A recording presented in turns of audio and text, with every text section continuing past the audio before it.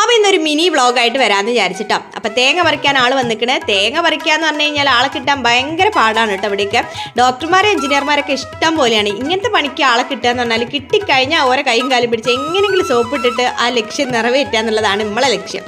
അങ്ങനെ എന്തായാലും തേങ്ങ പറിക്കലും കാര്യങ്ങളൊക്കെ കഴിഞ്ഞ് അത് കഴിഞ്ഞാൽ മിറ്റൊക്കെ ഒന്ന് അടിച്ച് വാരിയിട്ട് അപ്പോൾ എന്തായാലും കച്ചറയാവല്ലോ.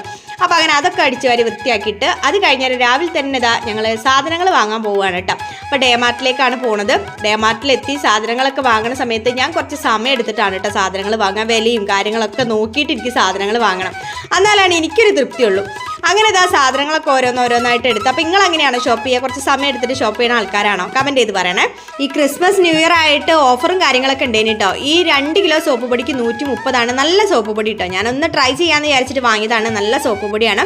അപ്പോൾ അങ്ങനെ ഇതാ സാധനങ്ങൾ, ആവശ്യമുള്ള സാധനങ്ങളൊക്കെ വാങ്ങി ഇതാ തിരിച്ച് വീട്ടിലെത്തിക്കണേ. ഇനിയിപ്പോൾ ഇതൊക്കെ അടുക്കി പെറുക്കി വെക്കുക എന്നുള്ളതാണ് അടുത്ത പണി.